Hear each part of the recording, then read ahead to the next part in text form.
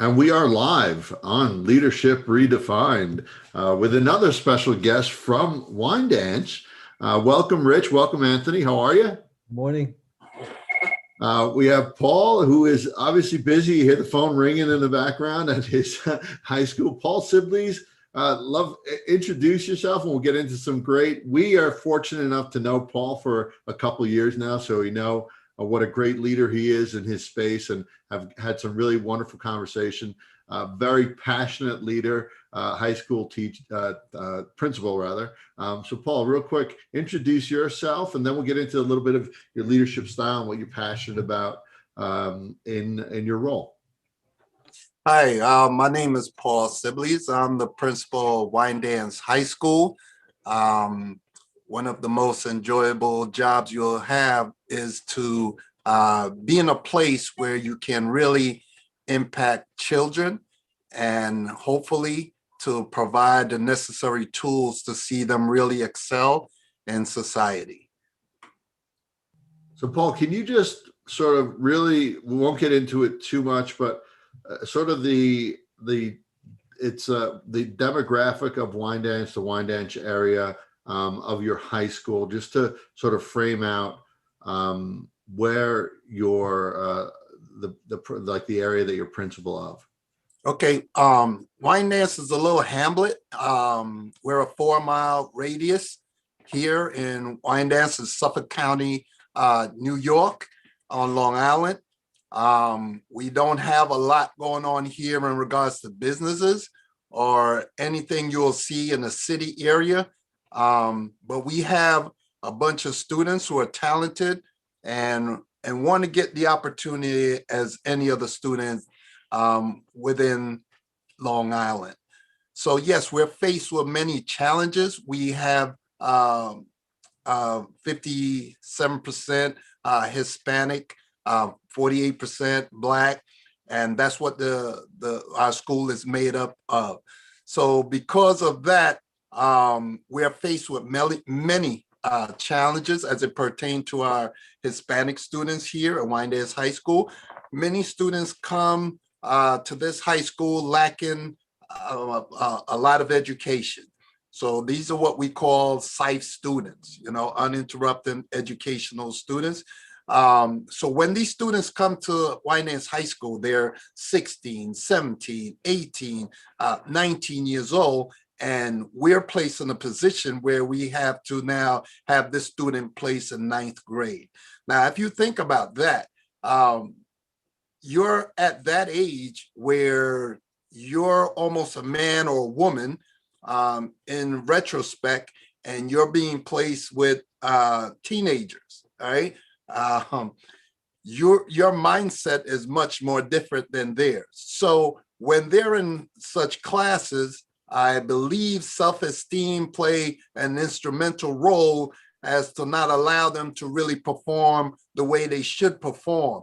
Their mindset now become one of, I want to work, I need to work. How can I work and also be in school?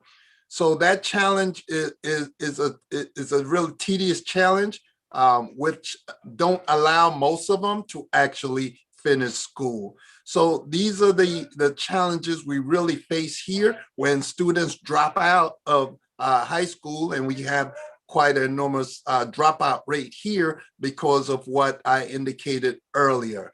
So it would be most advantageous in some way that our state really look at it, because when we're having such a high rate with such students, then, I wouldn't say that's equity across the board when we're talking about what's best for our children here at Wine Dance High School. So, Paul, thank you for doing that, because I wanted people to understand sort of the demographics, and it's also it's a challenging area as far as socioeconomics too, right? The economic poverty rates, free and reduced lunch is pretty high there as well, correct? Yes, we have 100% free and reduced lunch here. And as you indicated, poverty plays an instrumental role as to why our students sometimes don't perform at the level we would like them to perform.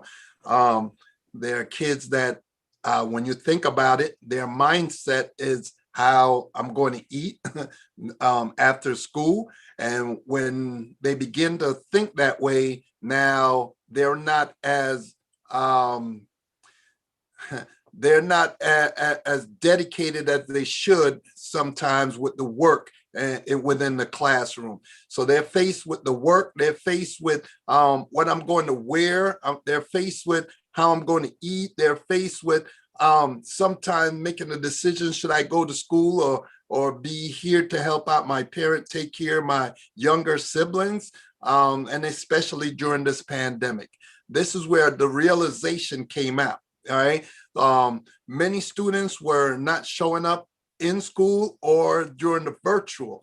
That led me as a principal to stop looking at this data and start to do something about the data. And in doing so, I got out my office and went and knocked on 24 homes. These were seniors that were struggling and not showing up in class. And when I went out into the community to knock on these doors, some of these students, I was out there around 9, 10 o'clock in the morning.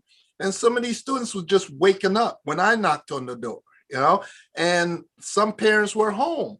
And, I get into a conversation as to first why I'm there is because you're not on track to graduate. Then the conversation leads to, well, I came home at 3, 4 in the morning last night from work. Right. So this is what I'm faced with. This is what the real challenges here. So, I kind of not embellish them, but kind of encourage them that school is necessary. School should be valued. School is the tool that you really need to make a difference in your community as well as in society. I think about, these challenges that they're going through, and I kind of reflect on myself, even as a principal. If you were in this predicament, what would you do? Would your principal be able to convince you to leave a job that you really need, that you're really taking care of your family? Is 17, 18 years old, your family needs you and depend on you. Would you be able to say, okay, Mr. Sibley's, I'll be right back to school? Or you will be in a situation where, I'd like to get back. I like to do what you say, but my mom is out of her job and my dad is out of his job. And they're all depending on me. So would I make that choice? I really don't think I would be able to make a choice that I'm asking for. All right. So this leads me to just think of different ways in which we can really help our kids. All right, with this exact issue. How can we allow them to work and still be in school? All right, there needs to be somewhat of a balance. And if we're not able to come up with a balance to ensure we're really meeting the needs of our children, we'll continue to be stagnated in what we do. And what we really need to do is look at this data and try to come up with real substance answers to make sure we can equip our kids to have this education as well as to take care of the needs at home. I think you already got into your leadership style. You're passionate about your kids and you'll do anything for them.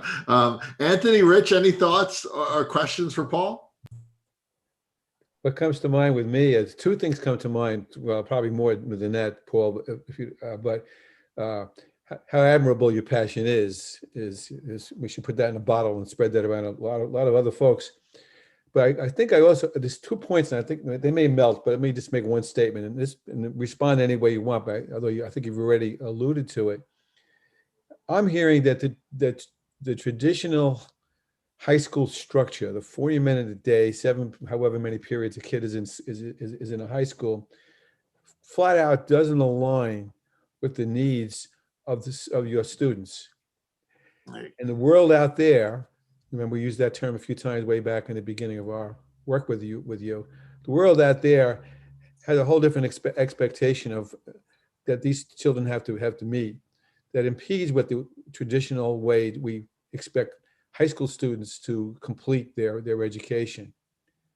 And I think you understand that we can't continue to do what we've been doing and expect any results any better than what we've been getting. All right. And I just want to add that if you are quote unquote failing at that traditional system, the punitive measures Yeah. that the states take are so counterproductive and counterintuitive to what is needed.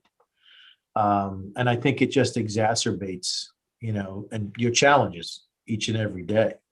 And that's what saddens me about the whole thing when I think about, they may understand what you're dealing with, but the system is not structured so that it supports instead of tears down what you're trying to do.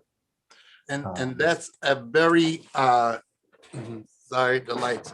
That's a very important thing you just mentioned, Anthony. The system, right? When you create a system should be there to allow you to be successful in what you do. That's what a system is supposed to do. When I think of the system here, that's not what we have. There's a difference between equal and equity, right? As it pertains to our kids here in Wyandanch. When my neighbors have 3, maybe 4% Hispanic and from all the schools in my surrounding area, then they have a better chance at being successful with their graduation rate, because now you have mom and dad at home. You will have those kids getting tutoring at home, and the schools benefiting from the tutoring that mom and dad is getting to their child at home. Unbeknownst to me, we don't have that here. All right.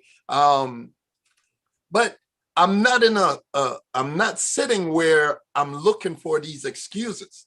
All right. I can't allow myself to do that. I allow myself to use all the tools that were given to me and then enhance it.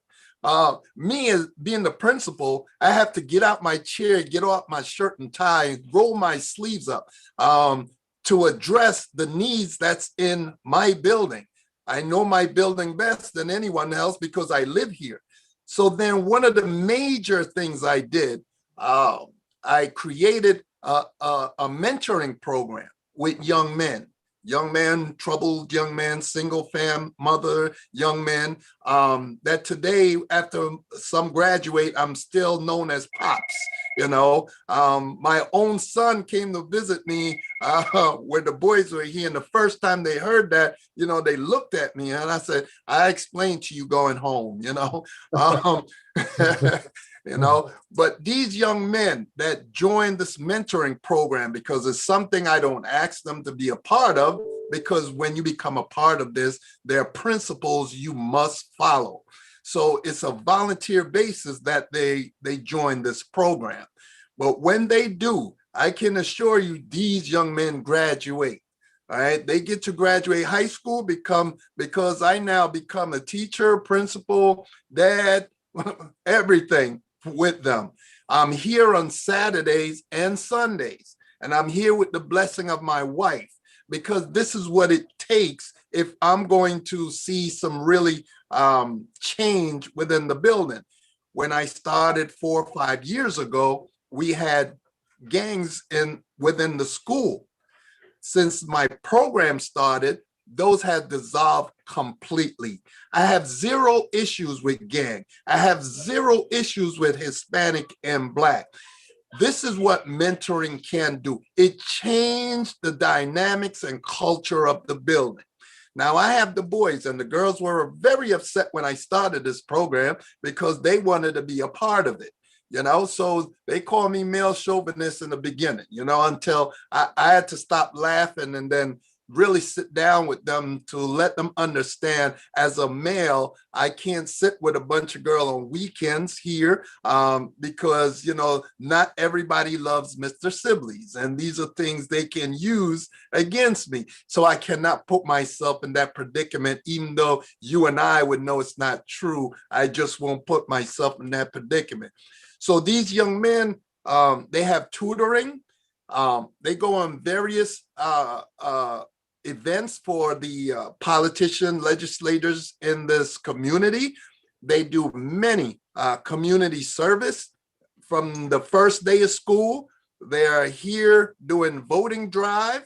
They do blood drives. They do Thanksgiving food drives. They do Christmas toy drive. They have a Christmas concert. Then we go into February, Black History, where they perform for all the legislators during Black History programs. Then they have a lupus walk. They have a breast cancer walk. It's just so many things these young men do. And what I get them to understand, when you're not part of a gang, you now uplift the community. So socially, I have changed that dynamics within the building so they can get to really pay more attention in the classroom during their academics than worrying about, is somebody coming to get me? You know, that type of feeling when you're walking the hallways. Our young men don't have that feeling here. And the Kappa Leaguers, they are here to prevent bullying, fighting, anything negative that's going to transpire in the building. They make me aware before anything happens. And that's the culture we build here. The teachers have bought into the system with the boys. And it's just something we're really proud of, because not one of them have been in jail. Not one of them died. And these are my takeaways. All right. Everything is not, this is not in the data that everybody reads on when the school report cards come out. All right. But we do our endeavor best to ensure that our kids graduate and graduate on time. As I revert before about equity and equal,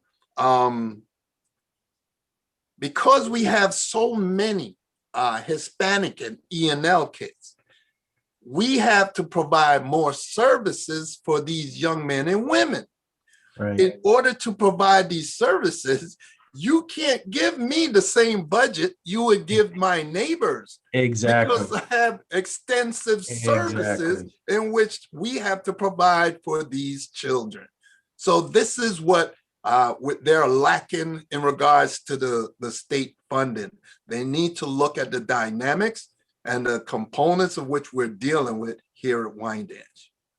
Yeah, well said, Paul. Yeah, so Very well well said. Paul. And I think we could have you on about 10 episodes, and it would be so valuable for people to hear how you really have, just so people understand. You referred to, there were gangs in your school and there are not gangs now, working Saturdays and Sundays still now, changing the culture of your school. And we're not talking about a minor shift here. We're talking about gangs to no gangs. That's not a small shift. Passive students to becoming active in making sure it's a positive and safe environment, right? So all of these things I hope people are listening to, and I hope you'll come back on again, Paul, because we could really get into just the equity and equal piece alone. I'd love, and we could delve into. So thank you from me. So what I'll do is I'll let Rich and Anthony real quick last comments, and then Paul will give you the last say. But thank you from me. It really has been a wonderful episode. Rich? Yeah, real quick, how admirable, well, we're not surprised, but how admirable, Paul, for you to invest your soul into those children as you are, period. And certainly what you're trying to do has reaped benefits. And yet, in addition, the piece about what Anthony also mentioned, that how the school systems are set up, still is the elephant in the room. We can talk about that hopefully in another conversation. Yeah. Go ahead. Yeah, I just want to say that, having interacted with you over the last few years, Paul, the adjectives I think about with you is tireless and passionate. but you also have a relentless growth mindset. And I hate to use those quippy, ideas, but it's true. The challenges that you have, the resources that you don't have, and a system that's structured, I'm sad to say, against many times what you're doing, and you never ever waver in your belief and support of what you guys can do, and I think that's a tribute to you, the district, and the community. So keep the faith. That's all I can tell you. Uh, well, that again, Anthony, you touched upon something major. My faith is everything. I know God will provide. He might not come when you want it, but he'll come and get you right on time, and I see the goodness in a whole lot of young men here. I see the yearning to really be successful in everything. You provide that the correct environment, you'll see the real heart and soul of our kids. I thank God for my wife. She give me the blessing to do what I do, especially with the mentoring program, which I included my sons because, I have to make sure, I continue to develop my very own sons myself. So they're part of this, and the boys love them, and they're able to share some really important things with them as well. And, I know there is a star out there for each and every boy and girl here at Winans, and we just will not falter to excuses. All right. I think outside the box, as I've shared with you, Anthony, where there's a will, there's a way. All right. Definitely.